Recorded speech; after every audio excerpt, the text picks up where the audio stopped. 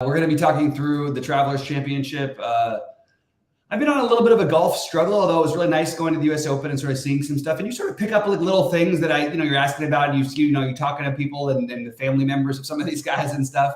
And then, it's just kind of fun. But I'm gonna play probably a little bit of a light slate this week, but I am excited about it because golf has become my new sort of without basketball going on, which is my most stressful. And golf is not as stressful, and it's much more like. It's enjoyable. It's 4 days. You sort of always have a chance if you've got guys alive. It's just a fun one to play. So I'm looking forward to this one, talking through it. Sheets, any overall thoughts? I guess I'll say one thing first. This is a much smaller course that should leave opportunities, even as they try to make it more difficult for some of these guys who are guys we would never play on other tours are going to be guys who you're going to be looking at on our other tournaments. Guys who are going to look like much better plays here. And it also has the best history of players repeating their success at the Travelers more than any other tournament on tour, I believe. So something that past results, I think I would weigh more than I usually would in this tournament. That's interesting. I have a couple of observations. First of all, just kind of like a fun observation from the U.S. Open this past week. I actually quite enjoy the late starts. Oh yeah, I enjoy the evening from out east. Yeah. I love watching the night golf. I mean, I love it. I love when it doesn't end until like 10 o'clock at night. You know what I mean? I not to mention, obviously, from your perspective, I mean, you don't have to get up at freaking 4 a.m. to get your lineups in or whatever. Right. But I actually quite enjoy that. The other thing I wanted to mention about golf DFS. Is this. I think this is actually kind of a sneaky good opportunity in the next little stretch in DFS. And again, this is, look, you take your edges where you can get them, but we take last week, for example, we talked about this when we were talking about another sport, that the top owned golfers were Ricky Fowler and Wyndham Clark, and they both smashed. Okay. Mm-hmm. And it's happened a couple of times in recent months or whatever, and I feel as though that those types of results are going to lead to more concentrated chalk over the next several months or whatever. I think that people get very intimidated by when the chalk hits or when the quote unquote good plays hit. People really start thinking that the industry or like the algorithms or whatever are just infallible, and right. So I think that the process should be the same. I mean, identify good plays, but don't be afraid to pivot off of it. And I think that it's just really my theory. And I'd be interesting to track this over the next 8 weeks or so. I think that the chalk is going to be even worse. As far as like your ability, the need to play it. I think that you're going to get very concentrated ownership. And I think that let's just say that, and we'll get to a couple of examples, but let's say some guy just shows up as like a good play. I think people are just going to just pound them. You know what I mean? Mm-hmm. And people are going to be afraid to play guys that project 2 points lower, even if they're going to be like 150 ownership. And I think that can make for, I think, listen, it might be an edge that we never actually realize, right? Because you might not win, but I think that it's like Sklansky bucks. I do think that you're going to be getting good value on lower owned players over the next several weeks because, quite frankly, the chalk has just been smashing the crap out of every slate. Yeah.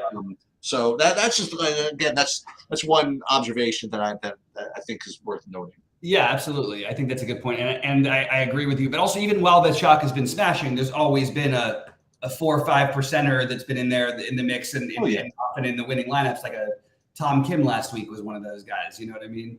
Yep. Anyway, so let's pull up your screen and we'll go by tiers. This is this is a fun one because you've got an interesting tier here in this, and I guess I'll just jump out with it because originally my plan was to just to start with Xander or Cantlay. And sort of like fade the post, whatever run, the US Open stuff. And I understand those guys have it but I feel like Xander, because of his, sort of the way that the weekend struggles happen at the US Open, that he would sort of be a little bit lower owned. It's not showing that he's going to be crazy lower owned, but he will be the lowest owned of this group. And I'm sort of starting to rethink myself and wonder if I shouldn't just pivot back over to Rahm and Scheffler. We can get them. And the thing is, like we say with Rory, I mean, Rick was making an interesting point. They're like, well, he has the same downside as he has a lower downside than a guy like Tommy Fleetwood. This was Rick's point, and he's got the same upside, basically, if you look at the results. Which is kind of an interesting way to look at it. And that's what I keep saying about Rory and why it makes, usually very little sense to play him over Rahm and Scheffler. But this week I happen to like, and because of the past history, Xander won this tournament last year. Patrick Cantlay has 5 top 15s in a row. The weird thing is none of them I think are above like number 8, which would be terrible at 10-2. So I do like those two guys quite a bit, but my guess is depending on how much I play, I'll probably have a mix of all these guys. Yeah. I guess most important is that I do like all of them. I think that you can play, you could play these guys in your lineups. You know what I mean? Like usually, I don't say usually, in some slates, I'll say that, listen, these guys are all fine, but I prefer to not prioritize them. Right. I actually do like all of them. And I think that you'd be smart to probably get one of them in. There's a counter to that where that nobody in the next tier is going to be as owned as these guys because it's hard to play two of them together. So interesting to get into the next tier. It's hard to play two of what together? Two of the big spend ups together. You could do it, but it's hard to play the Scheffler and Hovland together. I mean, you could do it, but I just think people, if they're going to do that, would probably play like Cantlay and Schauffele. You know what I mean? Yeah.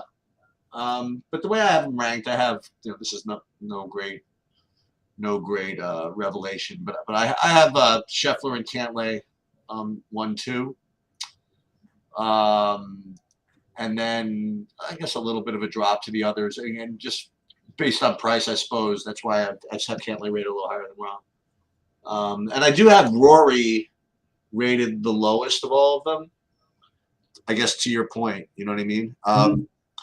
So I wouldn't mind continuing to fade him. Continue to fade. He was fine. He was good this past week. Whatever. No, he was great. Obviously, I was just sort of saying in general. If you take the couple years of sample that we've been talking about this stuff. But I guess Cantlay was seems. Yeah. Right, but then I'm looking at Rahm at only 15%. Really? I don't know if that's going to be the case, but I don't know if that's going to be the case either. Yeah. But I do like I think I do like all those guys. But what's interesting, like you said, as far as construction goes, and we're going to get to them, there's going to be some hyper chalk in like the 7K range, which we'll talk about. And if you can avoid that combination, you're probably doing well. Yeah. Absolutely. All right. Well, let's talk about the 9K range. And fortunately for me, in this range, the guys I like are not going to be popular. I like Fleetwood. I'm gonna keep playing this. I understand there's not even like a perfect. He doesn't really have like a major weakness, and I'll take him right now. So just to give an idea, he's the 10th price golfer on the board, which sounds like it's a big sticker shock for Fleetwood. Fleetwood over the past year is the 5th highest scoring player on average of any player in DFS. At the majors, it gets even better. I think he's the 4th highest scoring player in majors over the past couple years. He is easily the most underrated golfer still, although he's gotten a little bit more shine lately. And I think he's an interesting play. And I think Ricky Fowler is going to be completely unowned. And, he had a bad Sunday. Big deal. And also, again, he can hit it, but not like he's quite as far as the very, very top guys. This is a course I expect him to play well on. So I kind of like the idea of using them, and I kind of like the idea of using Fitzpatrick. And I don't think these guys are going to have ownership. I will avoid the Wyndham along with everyone else. It feels weird after, the winning the last week, but this is not an ideal course or anything for him. I do believe in Wyndham Clark's upside in future. I think he's really, I don't think that was a fluky thing entirely. He's won 2 out of the last 4 weeks. It's hard to say it was fluky. But he would be the other low-owned one. And then if I had to pick between the Morikawa, Finau, and Hovland, and it's largely due to ownership, it suits Morikawa the best.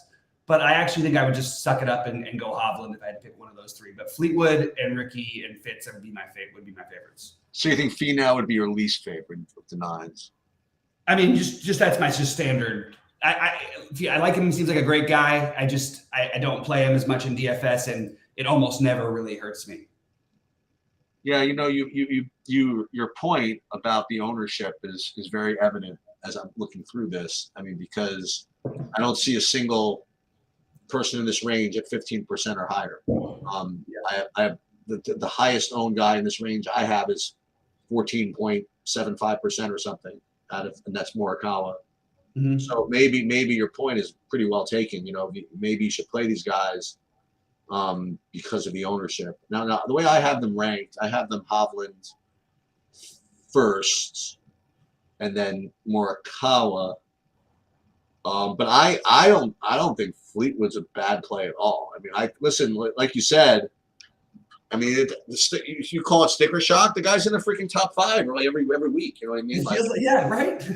I mean, whether it's U.S. Open or Travelers or my club champion, you know what I mean? Like he's just been playing great all year, and you know, Love's been playing great all year. Ricky Fowler's been playing great all year. So I like both those guys, and I like both those guys better than Finau. Quite honestly, I think I like those guys as hard as this is to say. I think those guys are both playing better than Morikawa. And as much as, Fitzpatrick just always seems like a guy you want to play, I mean, like, those guys I just mentioned are playing better than him too, So I like Fowler and Fleetwood and Hovland. I just think Hovland's just like, he's really just really, really good. So I would use those three. I would say I would say Hovland, Fowler, and Fleetwood. Yeah. I think that makes a lot of sense. As we get into the 8K range, and I think you'll get a little bit more because of the way builds work, the 10K plus guy and one of these guys. Well, that's what my guess is. Yep. Somebody's going to have to explain to me why Theegala will be unowned this week, because I've seen some projections. I've looked at a couple different sites of projections. Why is Theegala going to be low owned this week? Let's see. He finished 3rd here last year for a course that is the most suited. Like I said, the most stickiness of any of the courses. They have the similar results. So that was the first thing that stood out to me in this range. So I'm just going to marry myself to that. I also really like Jason Day, and he is going to be popular. I like that he didn't have to play the weekend, and I thought it was a bad course for him. I think this is very, very suitable for him, especially because he's not very long off the tee. And very good around the green. So I like Jason Day. I like, and then my favorite in this range is going to be the most popular, unfortunately. But because I'm going to play some other guys elsewhere, Tom Kim would be my favorite, along with Siwoo Kim. So both Kims. I have here like Kims as a priority, and those are most of the guys I'm using. If you wanted to play any of these other guys, I think they're all very reasonable. I actually think Hideki's played much better golf than he's priced at this year. He would probably be my next favorite. I think I'm gonna fade the Homa thing. Something happened to him on Friday last week where it just kind of threw me off because he just looked like he couldn't hit a ball straight. Maybe he bounces right back away from his home. I don't know, man. Anyway, JT is the one other weird one. He definitely looks broken. He looks like there's something wrong. He says this is the lowest he's ever been in his life golf wise. And I feel still at some point somebody's going to make a ton of money with him. So overall, though, Theegala, Day, and both Kims are my favorites here. So a couple of things. First of all, I have to, I'm going to update all the projections a little bit later, and specifically the ownership projections because they're wildly variant among where I'm looking. Like for example, I got one place, that has Jason Day at like 20% ownership. I have another that has him at 7. You know what I mean? So So I got to figure out what's going on over there. And these two sites usually are pretty close. And then the guy. It's funny you mentioned Theegala. So every week, what I try to do, I try to post it on Twitter, is I try to compare the what the industry projected ownership was versus what the actual ownership was. And I don't do it every week, but the last 2 times I did it, the one guy that was owned more than everybody thought was Theegala, by the way. So people are going to play him, I think. You know what I mean? Like people meaning like how many do we think? I don't think he's going to be not that much, but listen, but another and I think in fairness, the tournaments I was looking at, it was more of the lower level tournaments. Yeah. I don't think they're gonna pound on him this week. I think they're gonna play Tom Kim like you mentioned. I have it like 20% ownership. Yeah. The one guy and listen, you already mentioned Jason Day. I have to figure out the ownership over there. I like that. The two guys that I'm looking at that are lower owned, and again, they're two totally different types of players. But one is my nemesis Sunjay M at 8,700. I have him owned under 10%. And just visually, it's just kind of fun to see like a under 10% guy near the top of my sheets, right? So I like that. And then this is like kind of like, I don't want to say the anti-Rick play, but I mean Rick's been kind of on the Cam Young fade for the last like several weeks, and he's been pretty freaking right, if you want to know the truth. But I don't think I can help myself. I think I just want to keep playing him. So Cameron Young and I guess Sunjay M would be the two kind of tournament type plays that I would kind of look at. Yeah. Okay. That makes a lot of sense. And it's going to be an interesting tournament because this tournament seems like every year there's, again, multiple 6K guys in the top like 5, if not 10. You know what I mean? Okay. It's just like a lot of guys can play well here, but it also has the same weird thing with the consistency. So with that said, we're going to get into the chalkiest range, actually, which is the 75 up to 100 to 8K range, I think. So the popular ones are going to be Henley, Connors, and McCarthy. I like all three of them. I prefer Henley to the other two. Well, I prefer Henley to let me put this. I prefer Henley to Connors. I actually like Denny McCarthy a lot, so it's a little bit of a tricky one because he's going to have some ownership. The other ones I would consider would be Minwoo, but I think my favorite would be Harris English. It's a course that shouldn't be difficult. That shouldn't be like crazy difficult for him. I have to look at I'm pretty sure he has a decent top 20s history here, and he's at a price where it's very comfortable. Struggled on Sunday, but obviously had a really good U.S. Open for him. So that would be my next one. I think Harris English and English, McCarthy, and Henley would be probably the guys I look to the most in this range. Are we doing 7,500 and up or all? Yeah, 75, just 7,500 and up. Oh, I forgot to mention Brian Harmon off of a good week, but also he's been very good at this tournament before. He's another one I would consider. Yeah. So the ownership projection on Russell Henley ranges from 20% to 35%. It's going to be really high. Yeah, depending on where I look. I just assume faded if you want to know the truth. The second guy that you mentioned would be the chalkiest guy would be Corey Connors, and you touched right on that. I'm seeing that as well, and I have him anywhere between 15 and 20%. I don't know. I'm kind of inclined to just fade them just for no reason. Like Harmon, you mentioned. I have him. He looks decent. His ownership doesn't look that heavy. That's the thing. Like I look through this range, and it's like everybody's over 10%. You know. I guess two guys that I see that are under 10, and I actually see, believe it or not, I see like Harris English don't like getting ownership too because at least he had a good week. So let me just give you three guys that I have at 5%. You think Harris English is getting ownership? That's weird. Yeah, I have it at 12.5%. Oh, okay. I have him. Okay. Saberson has him at 4, and I saw him at 7 earlier on the unnamed other site. So, but of the 7,500, I'll give you actually just one.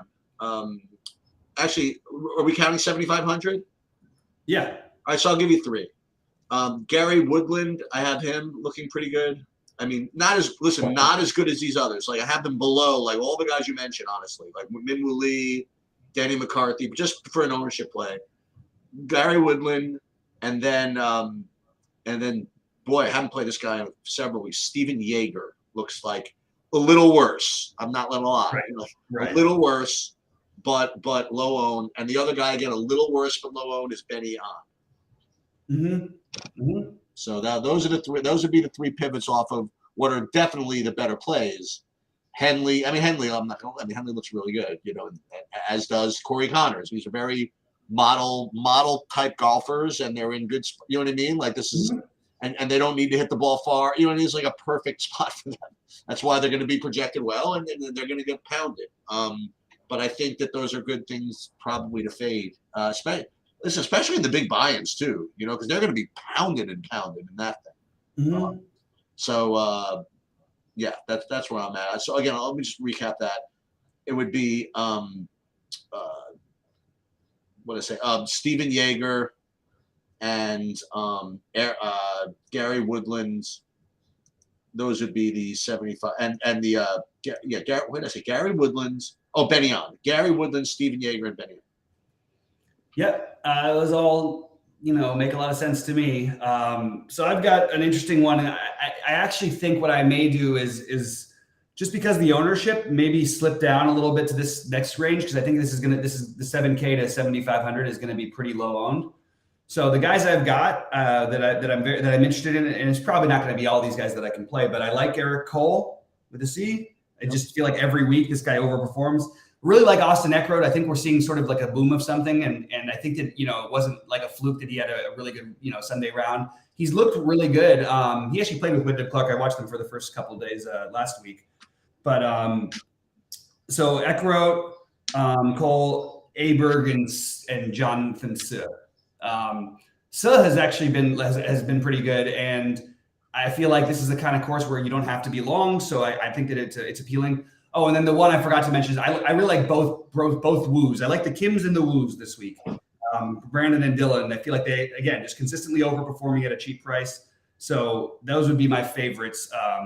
Probably if I had to pick like just a couple, I would probably go with Dylan Woo and Eric Cole, just because of ownership. Okay, so to address first of all one guy that you mentioned, I was going to say that what's good about the I forgot my favorite. Shit, sorry. Who? JT Poston is my favorite. Okay, so what I was going to say is that what was good about the under 7,500s is that most of them are pretty low owned except for one, and it was one guy you mentioned. I have like a full bit of like huge chalk projection on Austin Eckroat. I have it like 16% ownership. Yeah, I mean at this price he should be. Yeah, but aside from that, I mean like you could just play whatever you want here. So I'll give you a couple. I got Aaron Rye. And then I'll give you two more that you didn't mention because I do like those guys you mentioned. The Once and Future King, Emiliano Grillo at 7,300. Mm-hmm. And then I mentioned Aaron Rye. So Aaron Rye, Emiliano Grillo, and Taylor Moore would be my other one. Yeah. But yeah, I think your just overall comment is exactly what you're supposed to do. Just slip down, you know what I mean? Like below 7,500, and play those guys instead of the 76, 77s. I think it'll make very little difference as far as projection and results, and a huge amount of difference in ownership. Yeah, I think that feels like a good idea because, I think that's actually a pretty good idea. All right, under 8K, I have one extreme under 7K. Under 7K. I have one pretty extreme priority, which is Luke List. There it is. I actually think, where did he end up finishing? I think he just ended up top 20 last time in this one, but I do think that just 6,600, a place he's played well before, sort of needs a little and just a little boost back. He has had some just like can't put together quite 4 rounds, but I just think it's the kind of course he could play well at. I thought about the Webb Simpson, Hayden Buckley, Mackenzie Hughes. I don't feel great about any of them. I think if I had to pick one of those, I guess I'd pick Hughes. But they're the 3 that'll get a little bit of ownership. Vincent Norman is kind of interesting. I always throw a Kazire lineup in, but mostly I'm pretty uninspired. I would play some Matt Wallace. I think Matt Wallace, Luke List, Joel Dahman, and Dylan Woo are the ones I'd use the most. That's awesome. Okay, because I have 3 guys under 7K, and you didn't mention any of them, so it's perfect. Yeah. We're gonna have a full portfolio of them.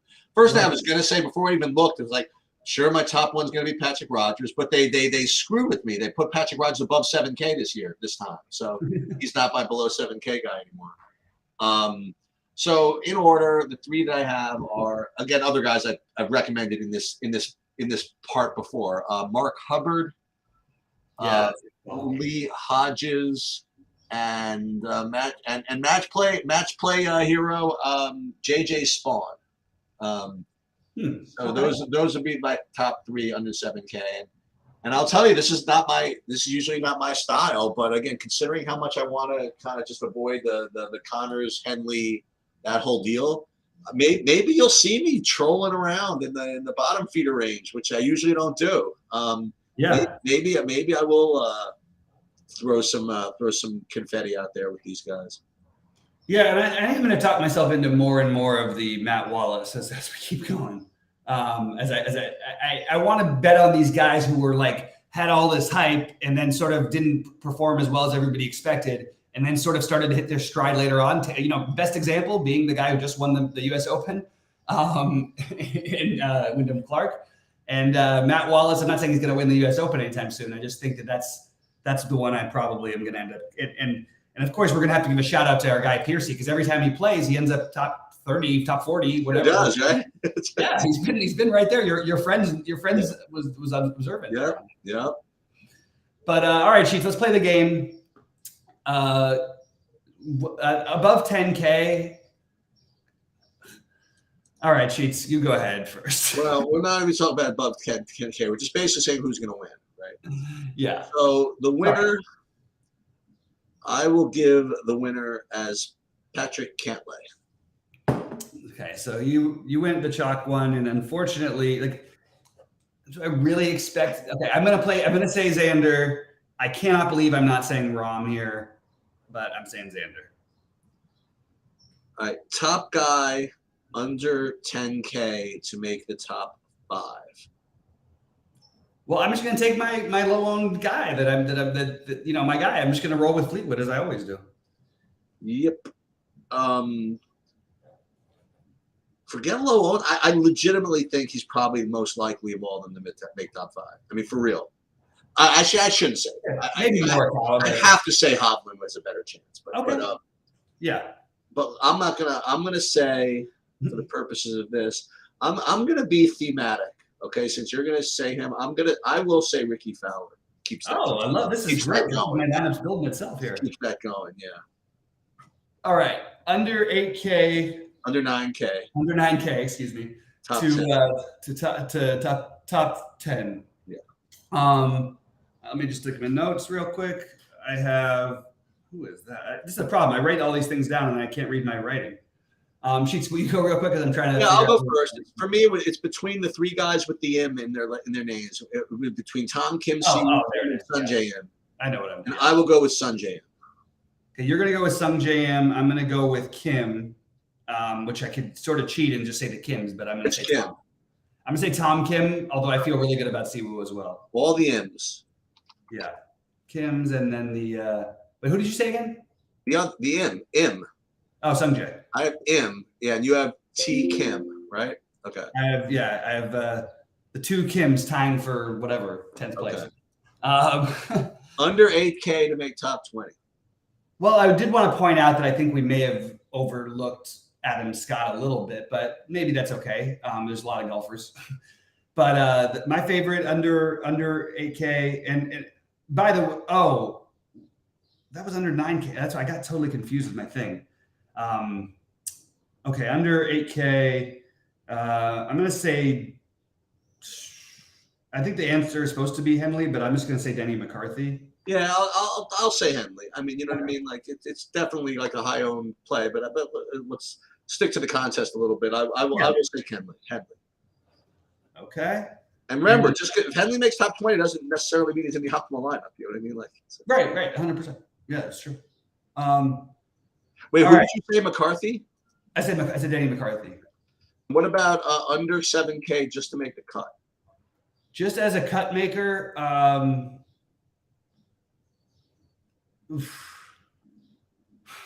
these guys all feel like fun plays until you put the fire, the one up to my fire. Always a party until somebody gets hurt or something. I forgot to mention him, so I am going to say it's not the right answer, but it's Ben Griffin. Okay, you'll say Ben Griffin, and I will go back to Hubbard. Yeah, that's probably the right answer. Now, how about somebody over 9K to miss the cut? Okay, I think we can find somebody here. You know what? I'm going to say I hate to do this because it feels like they're so stupid, and like predictable. But I'm just going to say Wyndham Clark. That is 100% the correct answer. But since you ganked it for me, I am going to say boy, oh boy, I can't do it. I was thinking It's about so it. hard with the top guys because they never I was miss. gonna do it. I was so. I know. It's they never miss. I was gonna. I'm not gonna say who I was gonna do, because I don't want to curse him. Actually, You were gonna say John Rahm. no, I was gonna say Rory. Actually, Oh, that's interesting. but I'm gonna go with. You know what? I the answer has to be back spasms. I'm gonna say Morikawa. Oh, good call though. That actually is at least there's some basis behind it. Yes. Yeah, I guess. Anyway, it should be a fun tournament, guys. Hopefully, we'll have some sweats and stuff. I do want to start doing more showdown stuff as the summer progresses and we only have baseball going on. Well, So the problem is that as far as delivering content goes, it's like Sunday. Oh, so you want to do like every day? No, I can just write in my sort of my early builds kind of a thing. Yeah, because you know, want to know what was so interesting to me? For some reason, the showdown is just not interesting to me in the first 3 rounds, because it's like the same as, you know what I mean. Like it's kind of the same as far as I'm concerned. But at least with the 4th round, they make it kind of fun by giving them the position points in advance. Yeah, so and that makes it kind of interesting. You know, that's the only. I don't think I've ever played like the first 3 days. I like the first round a lot, because I do think like I was listening to some of the things and you're like they were talking about, you know, just different first round leaders that really aren't going to win. It's like Brian Harmon was one that Rick was talking about as a really, really good first round play, but not necessarily a great tournament. You think that's actually a thing, huh? Yeah, absolutely. Yeah. A lot of guys, because there's a lot of this leading the first round stuff, and also in a lot of tournaments, there's a lot that involves tee times and things like that. Well, let me ask you this. That's another thing I was thinking about. So I never really factored that in too much, but this is the same question I'm gonna ask you about. It's sort of like the question I asked you about Coors Field when I first learned baseball. Right. Like if there is like a big wind that's supposed to come in the afternoon, which makes the afternoon wave like much harder. Are you supposed to play the early one because they're better plays, or does the ownership like more than swamp that? You're supposed to play the guys that have it the worst. I think the answer is I think you're supposed to always play the guys who are in better positions. The problem is it's hard to know because even with those things, like especially when you get into weekend stuff or if there's any delays or anything. And it's like, well, they could play these holes and then these holes the next day. Like, it's really tricky. But like this last week, it would have been so wrong for the most part to play anybody who had a late start time, because whenever the sun came out, everybody was shooting at least 3 strokes worse. Like it just, the course played totally different. So I think that there is some merit to it, but I would always side with I don't think you should give everyone else enough credit for being able to pick all that stuff out. Okay, that's the question. Okay. Yeah, if they're overreacting to it, it's like Coors. Yeah, if you really like a stack there and they're going to be like around 10%, play them. If the other team's if somebody's going to be 30%, don't play them. So I just would let it go that way. And it is also harder to dictate for projections. I would imagine it's harder to run for the showdown because it seems like it would be harder. I don't know. Maybe I'm wrong about that. Yeah, and the other thing that's always difficult about the content for showdown is that is again because of the only thing I really like to play is the round 4. It's like Sunday morning. Like it's kind of hard to like make time for people to come to Sunday morning, and it starts like Sunday morning. Oh no, yeah, I don't think shows would be done on it, but I think we can start. Yeah, and you do the projections. I put the projections up for sure. Yeah, no, I've seen you do it. I appreciate that, and I'll do mine. I want to get more. You know, look, this is the time. You know, we're not going to have as much going on. It's going to be a little more lethargic in terms of how many sports. I know you have other ones going on, but for me, so I want to try and find things I can do that will be helpful in other ways. You know, maybe for some people, and also I want to get better at it myself. I might have to start doing some LOL shows with you or Chan or something. Just listen, guys. This is what I'm trying to do. Listen, I'm going to try this. I got to find somebody in our chat, in our Discord that really knows the game. Because what I want to do is for League of Legends. I want to do like a live sweat where I kind of like go through what's going on. And analyze kind of like from a DFS perspective, the way I would root it. I'm like, oh my God, this guy's got to do this, but the guy that's got to do it with me has got to be more like a sportscaster. He's got to really know what he's talking about. Mm-hmm. And I know that Chan could do it, but he's usually I think working when these things close at the end. So I put a little thing in there. Just to try something new. I don't know. It really is. Listen, it's not. It is what it is. But it is kind of it's kind of a fun sweat actually when you get it. Mm-hmm. But anyway, yeah. I mean, just keep on doing new stuff, and I gotta grind this freaking MMA thing. Gotta get that lineup in one of these days. I gotta figure it out. It's gonna be one of those things that I probably will settle on something. I've only changed my mind like 17 times in the last day. I'll probably settle on it on Friday at some point or whatever, but we'll see. There's also a couple of guys whose opinions I respect. I just want to, see their podcasts or whatever it is, and then we'll just kind of let it roll. And I'll post my lineup in there once it locks, and people can sweat it if they want. It's an early start, like 11:30 a.m. Eastern time on Saturday. Yeah, that's wild. And I'm pretty sure that like the first like couple of fights are going to be kind of key fights. So we'll see how that goes. Sounds good, buddy. All right. Well, good luck to everybody for this weekend, and we will be with you in Discord. I'll post my early builds for what it's worth a little later. Although I would recommend fading me at this moment because I've not been at my best, and we are true DFS. This has been a really lousy month for me, both golf and DF and MLB wise. So ready to move on. Ready to get back on track. All right, sounds good. I'll see you guys at 11. All right. Well, wait, first I'll see you guys at 6. 6. Yeah. See you guys later.